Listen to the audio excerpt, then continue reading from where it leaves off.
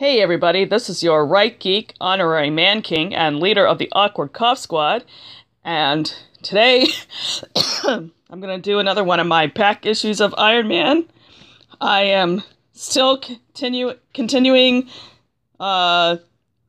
this run, which is one of Tony Stark's drunk periods, as I've been doing in a lot of my previous videos. Today I'm doing issue number 171. And I figured it's a good time to continue this because the man responsible for this storyline is the great Denny O'Neil. So in honor of him, I'm going to continue to go through this storyline that he is responsible for, that I really love. So where last we left off, we had Rhodey taking on the Iron Man role in Tony's stead, because Tony is no longer able to take on that role, I mean to say. And we have here the kind of antagonist of this issue is this guy who is kind of like this stalkerish former boyfriend that won't accept that the girl that he likes is now married to another guy. And so he decides, just for the hell of it, he's going to destroy this power station near Niagara Falls so that he can get the attention of this woman that he feels he's been snubbed by. So this is the guy that Rhodey has to go up against in this issue.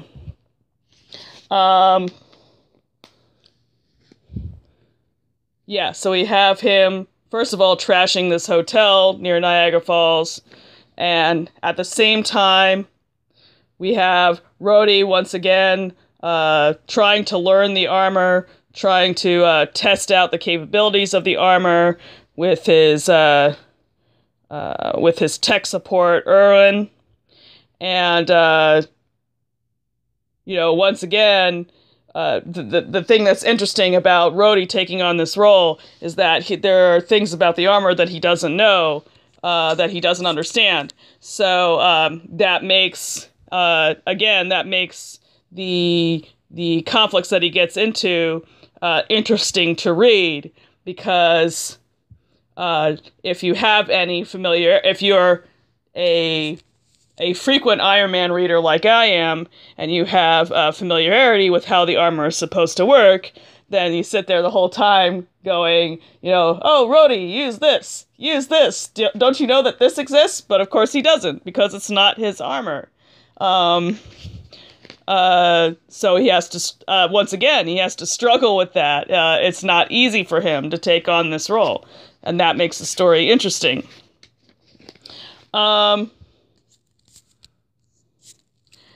Meanwhile, back in Tony Stark's life, he is at this hotel with a woman that he's gone on a date with, and the really sad thing is that this woman thinks he's great when he's drunk, which is really, really toxic. There's this panel here is super heartbreaking, because this woman's like, you're so much fun, Tony. I didn't know why I thought you were such an old stick on our first date.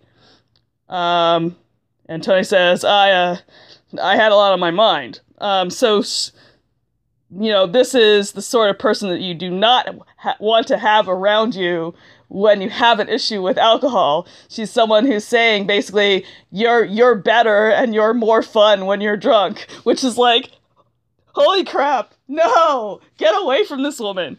So, yeah, it's super toxic, the milieu that he's in.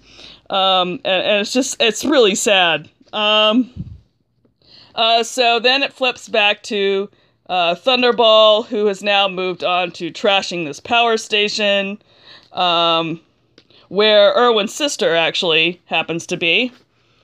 And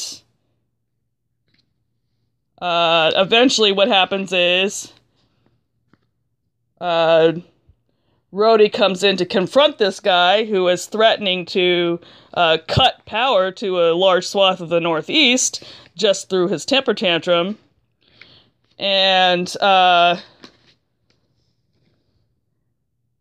they get into a little bit of fisticuffs here. And then Clytemnestra is basically afraid that in their fight, they're going to cause the thing that Rhodey is trying to prevent anyway. So she convinces him that maybe he actually does need to go and find this girl that this guy is so upset about. So he goes off, foils a bank robbery. Yeah, remember when these superheroes used to just foil bank robberies and ordinary street crime and stuff like that? Remember that? It's kind of like what, your boy Zach always says. Every once in a while, Batman would have an issue where Batman just captures someone who is stealing a TV.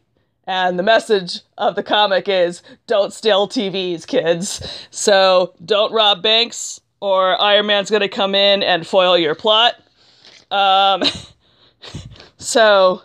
But then when he tries to talk to this woman, Rhonda, who happens to be at the bank at the time, Rhonda's like, no, I don't want to have anything to do with this guy. I don't want to talk to him. Very understandably, because this guy has basically been stalking her and harassing her. It makes sense that she doesn't want to talk to him. So then Rhodey's like, oh, well, geez, what do I do now? And he ends on this, yeah, I'm beginning to understand why Tony Stark has his problems. So he's catching on now that actually being Iron Man is not an easy job. And then it flips back to Tony's world, where Tony's at this party, and once again it's this sort of toxic milieu where everyone thinks he's great while he's wasted, while he's plastered, and eventually he gets so drunk that he passes out, and then everyone's laughing at him, which again, that's just so terribly toxic and tragic, and it just makes you feel really bad in reading it. And then eventually we go back to this conflict between Rhodey and Thunderball, and we discover that, hilariously, Rhodey doesn't like magic either, because it turns out that Thunderball's kind of little cannonball in a chain here is magically enchanted, and Rhodey's like, well, I could deal with technology, but magic is another thing. So he's like Tony, he hates magic too. That's pretty hilarious. And we have this moment here too, where he magnetizes the suit and catches the cannonball, and then because the cannonball is magic, it starts draining his power. But he doesn't understand, once again, how the power systems, how the transistors in the armor works. So then Clytemnestra, basically has to blink in Morse code with the lights. Hey, you're running out of power. You might not realize it, but you're running out of power. So, and then he has to charge up with the free cables that are sparking around that were loosened in the fight. So again, we have this situation where, he needs the assistance of basically his tech support to understand what he needs to do to get his armor back and operational again. So once again, it makes the story interesting that, he's taken on this role, but he doesn't really understand all the elements to the armor, and he's also coming to understand in an intimate way why Tony Stark might be particularly stressed out in taking on this role. So he is able eventually to subdue Thunderball, as we see here, and then that's when he receives the news that Tony has been arrested. And that leads us into the bridal carry issue that I reviewed a few months back. So yeah, this is a pretty good issue. Once again, it continues the sort of interesting thread of Rhodey learning to be Iron Man, and it's not something that he takes to right away. It's something that he struggles to adopt, because this armor is not his. He didn't build it, so he doesn't understand everything about it, and he needs the help of the people around him to figure out what to do with it. And even they don't know anything about it. They're sitting there saying, well, this was made by a genius, and I'm not at that level of genius, but I can figure out some things about it. So his power, he's got this powerful suit of armor, but this power is attenuated because he doesn't understand everything about it. So again, that makes the story interesting. That idea of, again, that struggle and not being 100% comfortable in this new role that he's taken on. This is how you do a replacement story.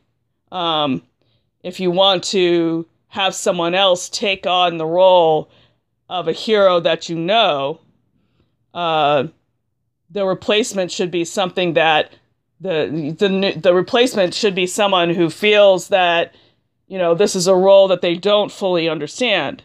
And oh, by the way, Rhodey has been in these comics for many, many, many years at this point, so you know him. It's not just some random person that you dreamed up out of thin air to just plop into this role as if this role can go to just anybody. So that's what makes this a good example of replacing an established character, at least for a time, compared to what we see nowadays, where they try to replace established characters just for diversity points, and they don't really put any thought into how is the replacement going to adapt to this new role. Anyway, so those are my comments on issue number 171. I'd be interested to hear your thoughts in the comments below, and I will talk to you again on Monday.